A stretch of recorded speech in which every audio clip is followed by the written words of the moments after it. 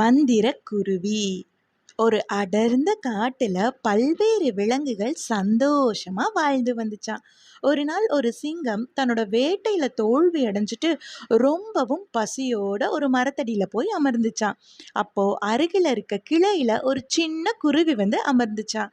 குருவி சிங்கத்தோட முகத்தை கவனிச்சுட்டு, ஏன் இவ்வளோ சோகமா இருக்கீங்க ராஜா அப்படின்னு சொல்லிட்டு கேட்டுச்சான். சிங்கம் அதோட நிலைய குருவி கிட்ட சொல்லுச்சான்.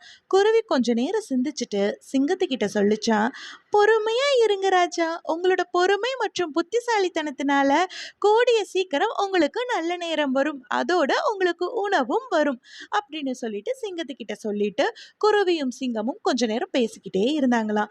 அப்போ திடீர்னு அந்த வழியா முயல் ஒன்று போறத குருவி பார்த்துட்டு சிங்கத்துக்கிட்ட சொல்லுச்சான், ராஜா உங்களுக்கான நேரம் வந்துடுச்சு அப்படின்னு சொல்லிட்டு சொன்ன உடனே சிங்கம் சூழ்நிலையை புரிஞ்சுக்கிட்டு முயலை வேட்டையாடி தன்னோட பசியை போக்கிக்கிச்சான்.